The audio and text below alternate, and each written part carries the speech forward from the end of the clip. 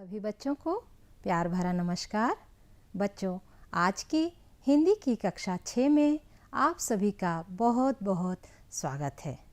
आज हम पढ़ेंगे अपनी पाठ्य पुस्तक मंजरी का पाठ 17, जिसका शीर्षक है बादल चले गए वे। आशा है आप स्वस्थ होंगे और नए पाठ को पढ़ने के लिए उत्साहित भी होंगे। बच्चों, इस कविता के रचनाकार श्री त्रिलोचन जी हैं। आप कविता क्या होती है इसके बारे में अपने पिछले पाठों में भी जान चुके हैं कि कविता कवि की काव्यात्मक रचना होती है। किसी कहानी या किसी मनोभाव को कवि कलात्मक रूप से प्रस्तुत करते हैं। कविता में लय, ताल, सुर, छंद आदि होते हैं, इसलिए इसको गाया भी जा सकता है और इसलिए यह जनजीवन में बहुत लोकप्रिय है और यह रोचक भी होती है। आज की कविता में श्री त्रिलोचन जी ने बादलों के माध्यम से मनुष्य को यह बताने का प्रयास किया है, समझाने का प्रयास किया है कि जिस प्रकार बादल आते हैं और चले जाते हैं, इसी प्रकार हमारे जीवन में दुख और सुख आते जाते रहते हैं। दुख की घड़ी में हमें परेशान नहीं होना चाहिए, बल्कि धैर्य और संयम के साथ अपने काम को करते रहना चाहिए। जिस प्रकार दिन के बाद रात, रात के बाद दिन होता है, इसी प्रकार समय हमेशा बदलता रहता है। आइए इसी भाव को समझने के लिए हम एक छोटी सी कहानी सुनते हैं। बहुत पहले की बात है, एक संत होते हैं जो 4 धाम की यात्रा पर निकलते हैं। उस समय बच्चों साधन नहीं हुआ करते थे, इसलिए वह अपनी यात्रा पैदल प्रारंभ करते हैं। चलते चलते रात्रि विश्राम के लिए वो एक गांव में हरिदास नामक व्यक्ति के घर विश्राम करते हैं। हरिदास संत की खूब सेवा करता है, खूब खातिरदारी करता है और उन्हें यात्रा में काम आने वाली सामग्री साथ में देकर विदा करता है। संत हरिदास के व्यवहार से बहुत खुश होते हैं और कहते हैं कि तुम यूं ही बने रहो। इस बात पर हरिदास मुस्कुराता है और कहता है कि बाबा जी, यह समय तो परिवर्तनशील है, यह तो आज है कल नहीं रहेगा। संत चले जाते हैं और यात्रा पूरी करके 4 धाम से लौटते हैं तो फिर हरिदास के घर आते हैं। जब वे हरिदास के घर पहुंचते हैं तो यह देखकर हैरान हो जाते हैं कि हरिदास का सुख संपत्ति, वैभव सब कुछ समाप्त हो गया रहता है और वह गांव के ही एक मुखिया के घर नौकर का काम करता रहता है। यह देखकर संत को बड़ा बुरा लगता है और वह दुखी हो जाता है और कहते हैं कि हे प्रभु, ये तुमने क्या किया। लेकिन हरिदास फिर भी प्रसन्न रहता है और उस अभाव में भी वह संत की खातिरदारी करता है। खुद जमीन पर सोकर उन्हें चारपाई पर सुलाता है और कहता है कि बाबा जी, यह समय तो यह भी चला जाएगा, यह टिकने वाला नहीं है। महापुरुषों ने कहा है कि ईश्वर हमें जैसा भी समय दिखाए, हमें उसमें खुश रहना चाहिए। यह सुनकर संत सोचते हैं कि असली साधु तो तुम हो हरिदास, मैं तो सिर्फ भेष का साधु हूँ, और वो वहाँ से चले जाते हैं। कुछ दिनों के बाद फिर उनका हरिदास के गांव में आना होता है और जब वो हरिदास के यहाँ पहुँचते हैं तो देखते हैं कि अरे, यह तो हरिदास जमींदारों का भी जमींदार हो गया है और उसके पास सुख संपत्ति, धन, वैभव अपार हो गया है। गांव के लोग बताते हैं कि जिस मुखिया के यहाँ संत हरिदास काम करता था, वह मुखिया मरते समय अपनी पूरी संपत्ति हरिदास के नाम लिख गए, क्योंकि उनके कोई औलाद नहीं थी। यह जानकर संत बड़े प्रसन्न होते हैं और कहते हैं कि हे ईश्वर, आपका बहुत बहुत धन्यवाद, अब तुम हरिदास यूं ही बने रहो। हरिदास संत की बात सुनकर फिर हंसता है, फिर मुस्कुराता है और कहता है कि बाबा जी, आपकी नादानी नहीं गई, यह समय भी कहाँ रहने वाला है, यह तो आज है कल नहीं रहेगा।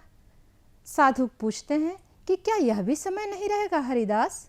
हरिदास बोलता कि नहीं, या तो ये धन वैभव नहीं रहेगा या तो इसको भोगने वाला नहीं रहेगा।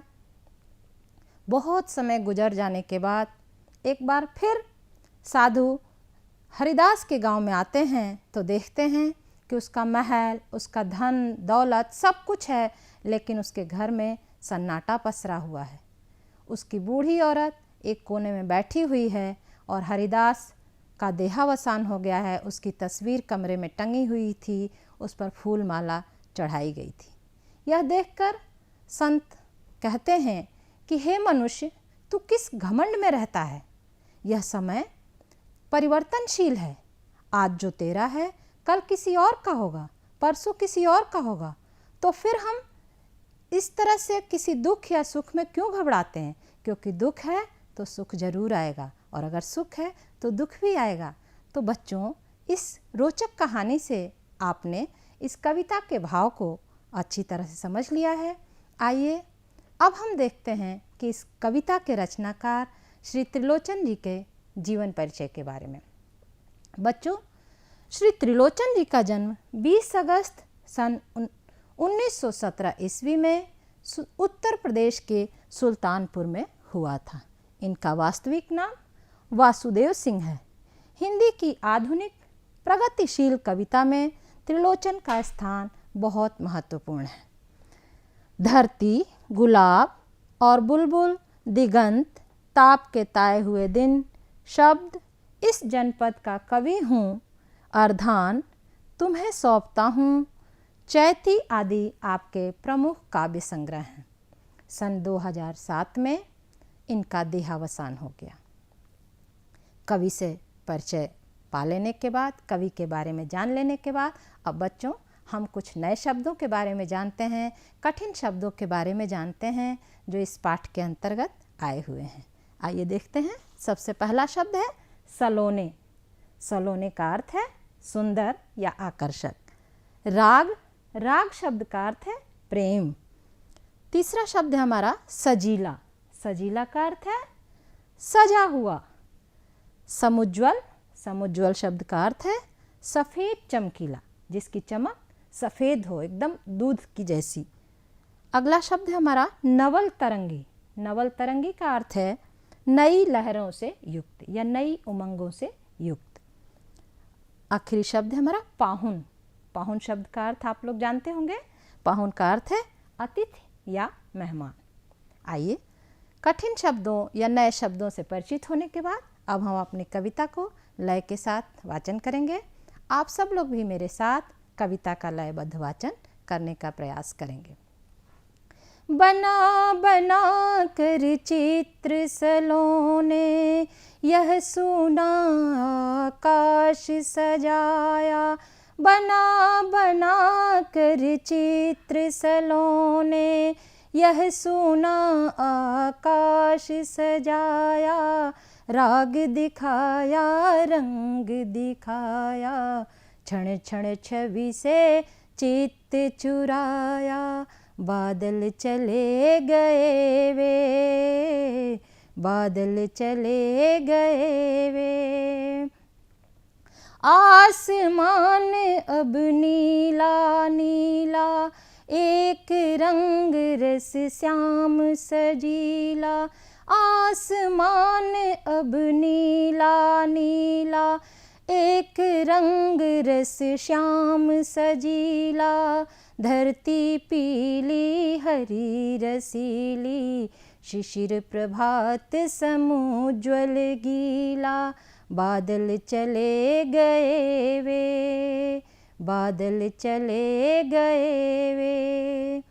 दो दिन दुख का, दो दिन सुख का, दो दिन दुख का, दो दिन सुख का। दुख सुख दोनों संगी जग में, कभी हास है कभी अश्रु है, कभी हास है कभी अश्रु है। जीवन नवल तरंगी जग में, बादल चले गए वे, बादल चले गए वे।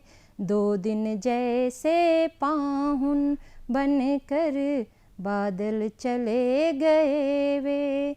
दो दिन पाहुन जैसे रहकर, बादल चले गए वे। आशा है बच्चों आपको कविता पसंद आई होगी और आप इसे लय के साथ घर पर गाने का प्रयास करेंगे। आइए अब हम कविता के भावार्थ को भी समझने का प्रयास करते हैं। तो देखिए कविता की प्रारंभिक पंक्तियाँ। बना बना कर चित्र सलोने, बना बना कर चित्र सलोने, यह सूना आकाश सजाया, राग दिखाया रंग दिखाया, क्षण क्षण छवि से चित्त चुराया, बादल चले गए वे। देखिए इसके भावार्थ के लिए सबसे पहले हम कविता के संकेत को, पद के संकेत को लिखते हैं, जिसमें जिस पद का हम भावार्थ समझाने जा रहे हैं उसकी पहली पंक्तियों के दो शब्द और बिंदु बिंदु रखने के बाद आखिरी पंक्तियों के दो शब्दों को लिखते हैं संकेत के रूप में। उसके बाद हम कविता के संदर्भ को लिखते हैं। संदर्भ अर्थात कविता किस पाठ से ली गई है, इसके रचनाकार कौन हैं, इस पाठ का नाम क्या है, संदर्भ में लिखते हैं। देखिए जैसे कि प्रस्तुत पंक्तियाँ हमारी पाठ्य पुस्तक मंजरी के पाठ 17 बादल चले गए वे से ली गई हैं और इसके रचनाकार श्री त्रिलोचन जी हैं। इसके बाद हम प्रसंग लिखते हैं। प्रसंग में बच्चों हम वो बात लिखते हैं जिसके बारे में कवि ने इन पंक्तियों में जिक्र किया हुआ है या जिसकी हम व्याख्या करने जा रहे हैं। तो इसमें प्रस्तुत पंक्तियों में कवि आकाश में छाए रंग बिरंगे बादलों की बात कर रहे हैं। आइए अब हम कविता के भावार्थ को देखते हैं। प्रस्तुत पंक्तियों में कवि श्री त्रिलोचन जी कहते हैं कि बादलों ने सूने आकाश में सुंदर सुंदर चित्र बनाए हैं, अलग अलग राग और रंग दिखाया है और हमारे मन को हर क्षण मोह लिया है। आपने देखा होगा कि जब बरसात होने वाली होती है आसमान में रंग बिरंगे बादल छा जाते हैं, कभी वे पीले, कभी लाल, कभी काले काले दिखाई देते हैं और हमारे मन को मोह लेते हैं। ऐसे मनमोहक छवि वाले बादल, ऐसे चित्र बनाने वाले बादल अब आकर चले गए हैं। अगली पंक्तियां हैं। आसमान अब नीला नीला, कैसा हो गया है आसमान अब? नीला नीला, एक रंग रस श्याम सजीला, रंग अब श्याम सजीला हो गया। श्याम वर्ण हमने जानते हैं कि भगवान श्री कृष्ण का श्याम वर्ण है जो अत्यंत शोभित होता है, अत्यंत सुंदर दिखाई देता है। तो अब बादलों का भी एक रंग रह गया है श्याम सजीला। धरती पीली हरी रसीली, शिशिर प्रभात समुज्वल गीला, बादल चले गए वे, बादल चले गए वे। आइए भावार्थ देखते हैं। संकेत हम पूर्वानुसार यानी पद की प्रारंभिक पंक्तियों के कुछ शब्द और आखिरी पंक्तियों के कुछ शब्द। संदर्भ हम पहले पद के अनुसार ही लिखेंगे। प्रसंग में देखिए लिखते हैं कि प्रस्तुत पंक्तियों में बादलों के एक रंग एक भाव की बात कही गई है। व्याख्या भी देख लें कि प्रस्तुत पंक्तियों में कवि श्री त्रिलोचन जी कहते हैं कि मनमोहक बादलों के चले जाने के बाद आसमान कैसा हो गया है? बिल्कुल ठीक, नीला नीला, और उसका एक रंग श्याम रंग हो गया है जो कि मन को बहुत मोह रहा है और सुंदर है।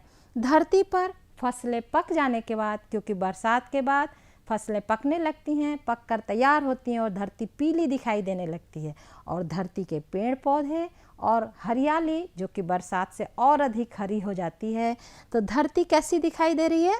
पीली और हरी दिखाई दे रही है। शरद ऋतु के बाद शिशिर ऋतु के आगमन पर ओस की बूंदें, आपने देखी होंगी ओस की बूंदें जो सूर्य के प्रकाश में चमकीली सफ़ेद चमकदार दिखाई दे रही हैं। लेकिन मन को मोहने वाले बादल जो रंग बिरंगे थे वे अब चले गए हैं।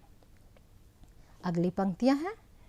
दो दिन दुख का, दो दिन दुख का, दो दिन सुख का, दुख सुख दोनों संगी जग में, कभी हास है कभी अश्रु है, जीवन नवल तरंगी जग में, बादल चले गए वे, बादल चले गए वे, दो दिन पाहुन जैसे रहकर बादल चले गए वे। आइए इसके भावार्थ को भी देखें। संदर्भ और संकेत बच्चों पूर्व पद के अनुसार ही रहेगा, समझ गए हैं आप लोग। और प्रसंग बदल जाएगा क्योंकि हर पद में अलग बात कही है कवि ने। तो इस प्रसंग में देखिए प्रस्तुत पंक्तियों में समय परिवर्तन की बात कवि ने कही है। आइए भावार्थ देखते हैं। कवि कहते हैं कि हमारे जीवन में 2 दिन दुख का और 2 दिन सुख का, यानी कि दुख और सुख आते जाते रहते हैं, समय बदलता रहता है। यह दोनों इस जीवन के साथी हैं। कभी जीवन में खुशी है तो कभी जीवन में गम है। जीवन नई उमंगों से भरा है, लेकिन वे रंग बिरंगे बादल जो बरसात के दिनों में दिखाई दे रहे थे, वे आकर चले गए हैं। यहाँ पर कवि ने रंग बिरंगे बादलों को, यानी बरसात में आने वाले बादलों को खुशियों का प्रतीक बताया है कि वे आए और चले गए हैं। इसी तरह हमारे जीवन में भी सुख और दुख आते और जाते रहते हैं। आइए, कविता के भावार्थ समझने के बाद हम कुछ प्रश्नों पर विचार करते हैं जो हमारे पाठ के अंतर्गत आए हुए हैं। देखिए, सबसे पहला प्रश्न है कि इंद्रधनुष में कौन कौन से रंग होते हैं, या तथा इंद्रधनुष कैसे बनते हैं।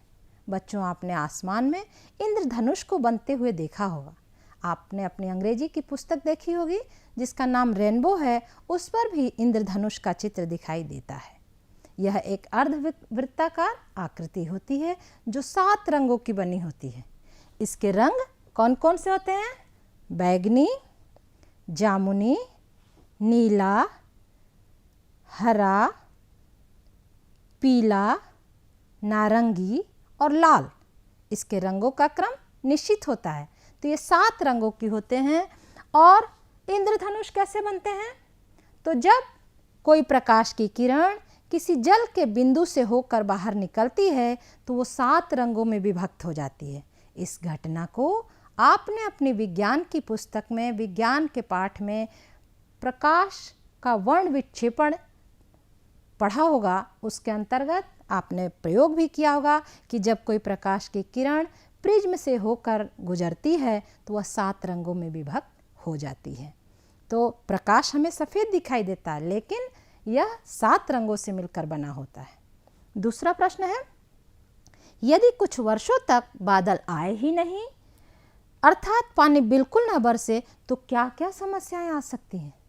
इस प्रश्न का उत्तर तो आप सभी जानते हैं बच्चों, क्योंकि सुबह से लेकर रात्रि तक हमारे बहुत सारे काम हैं जो जल के द्वारा ही होते हैं। और इस धरती पर रहने वाले प्रत्येक जीव जंतु, पशु पक्षी, प्राणी, वनस्पति, पौधों, सबको जल की आवश्यकता है।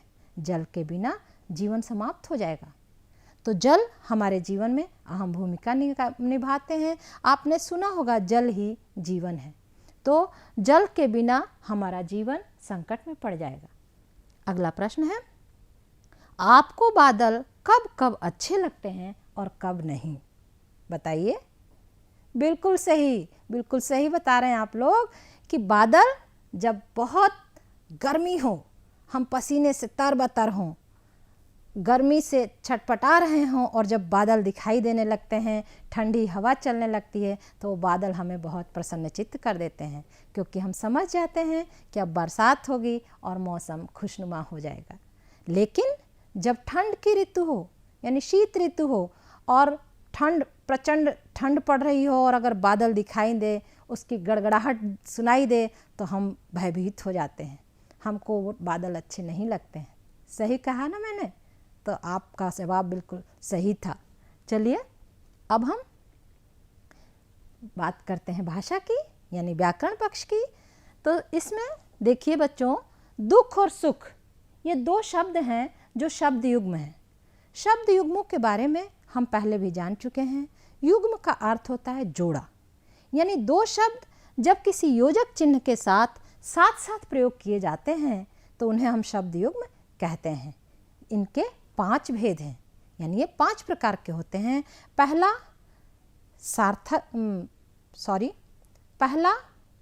सार्थक और निरर्थक शब्द युग्म, यानी जिसमें एक शब्द सार्थक होता है और दूसरा निरर्थक। जैसे कि रोटी वोटी, खाना वाना। समझ रहे हैं ना आप? रोटी सार्थक है और वोटी निरर्थक है। दूसरा जो शब्द युग्म है वो है पुनरुक्त शब्द। पुनरुक्त यानी एक ही शब्द को जब 2 बार बोला जाता है, जैसे धीरे धीरे, आगे आगे, भिन्न भिन्न। तो ये देखिए, दोनों शब्द एक ही प्रकार के हैं और इनको योजक शब्दों के साथ जोड़े में बोला जाता है।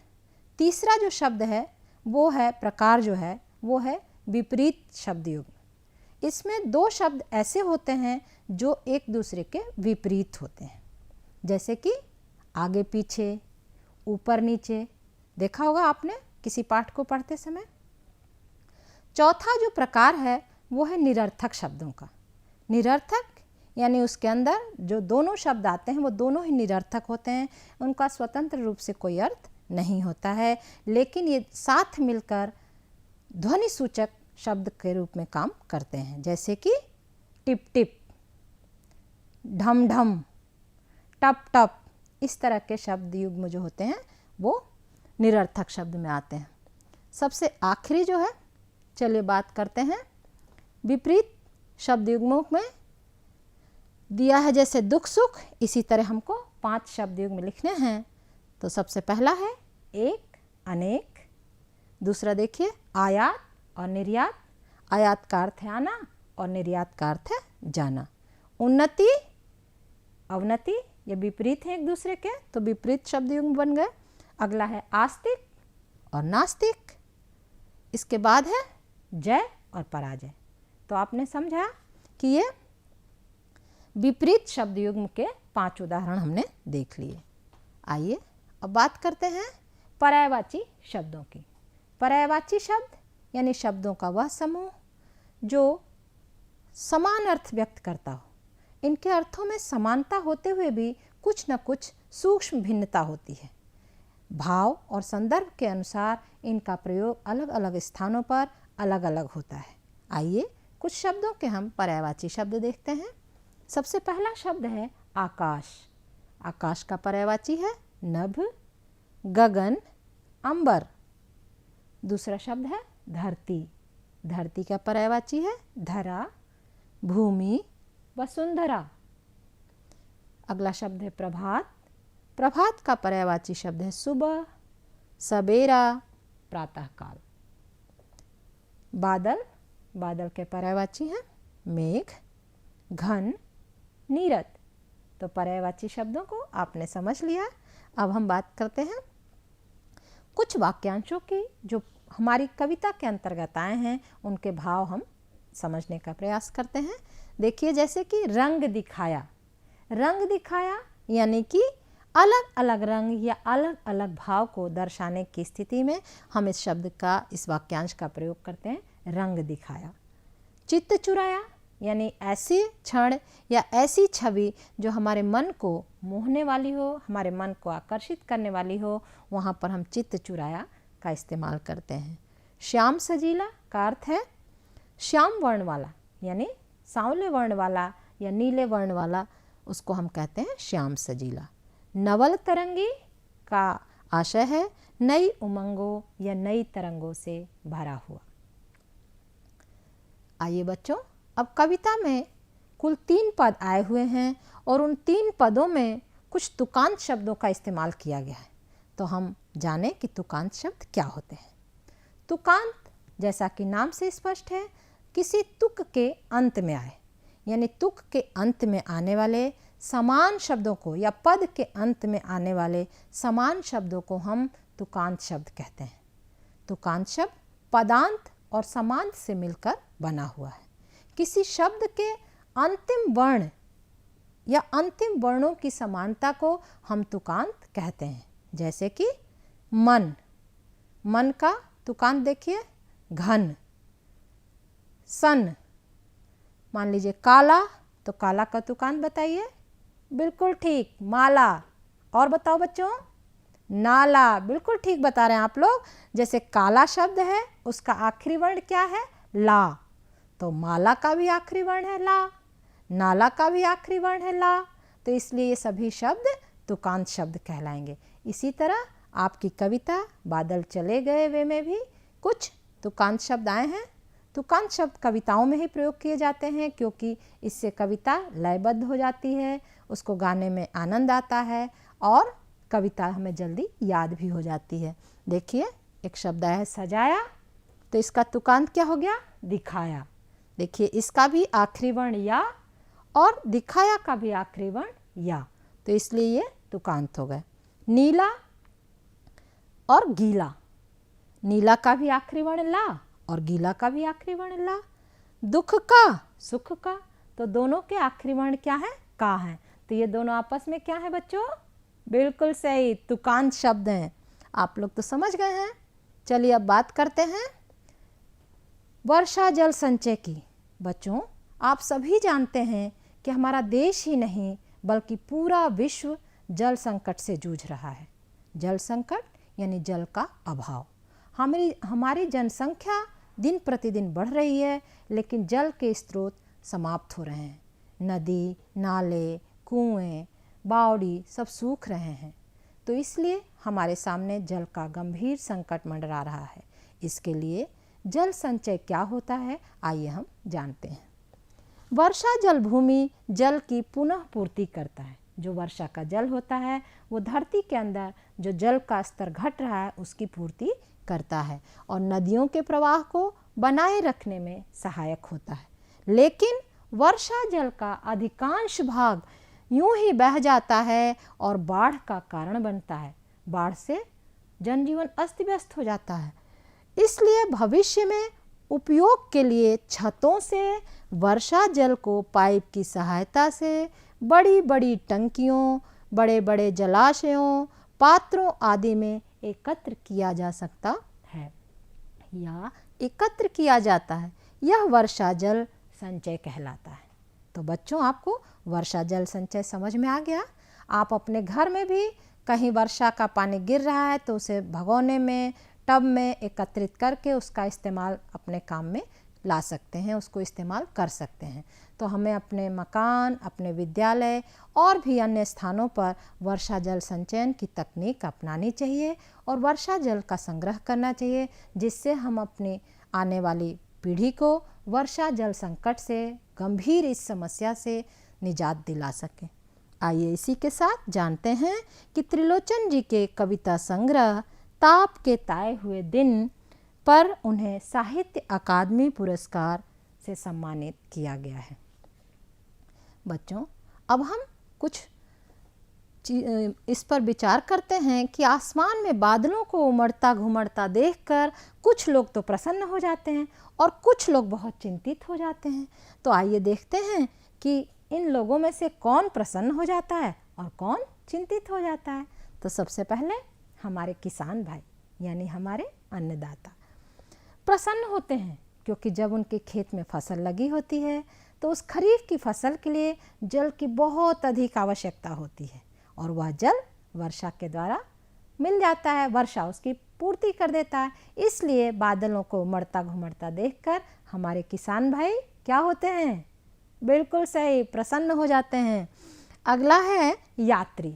यात्री आप जानते हैं बच्चों कि जो व्यक्ति एक जगह से दूसरी जगह की यात्रा करता है, तो जब कोई व्यक्ति अपने परिवार सहित कुछ सामान सहित यात्रा के लिए निकलता है और वह आसमान में उमड़ते घुमड़ते बादल देखता है तो क्या होगा? बिल्कुल ठीक, सही बता रहे हैं आप लोग, चिंतित हो जाता है, क्योंकि उसे भीगने का, उसके सामान खराब होने का, तबीयत खराब होने का डर सताने लगता है। अगला है मोर। मोर को तो आप सब लोग जानते हैं क्योंकि यह हमारा राष्ट्रीय पक्षी है और मोर को वर्षा ऋतु बहुत पसंद है, क्योंकि वर्षा ऋतु में वह झूमने लगता है, खुश होकर नाचने लगता है। तो मोर उमड़ते घुमड़ते बादलों को देखकर प्रसन्न हो जाते हैं। अगला देखिए कुंभकार। कुंभकार का अर्थ बच्चों कुम्हार भाई, जो कि मिट्टी के बर्तन बनाते हैं, दिए बनाते हैं, गमले बनाते हैं, मटके बनाते हैं और भी बहुत सारी चीज़ें बनाते हैं। तो जब कुम्हार भाई बादलों को देखते हैं तो क्या होता है? प्रसन्न होते हैं कि चिंतित? बिल्कुल सही समझ गए आप लोग, चिंतित हो जाते हैं, क्योंकि उनके गीले बर्तनों के भीगने, टूटने और खराब होने का डर उन्हें सताने लगता है। आइए अब बच्चों हम जानें कि इस पाठ से हमें क्या सीख मिली। तो इस पाठ से हमें यह सीख मिली बच्चों कि समय हमेशा परिवर्तनशील होता है। दुख और सुख दोनों साथी हैं। दुख के बाद सुख और सुख के बाद दुख जीवन में आता ही रहता है।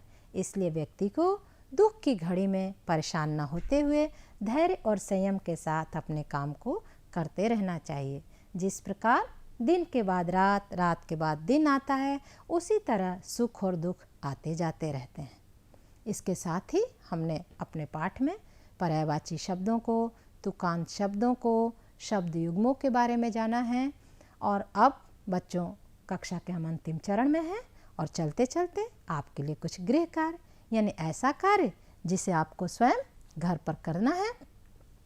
देखिए, सबसे पहला प्रश्न जो आपको स्वयं करना है, बादल से संबंधित कोई 2 कविताओं को संकलित करना है।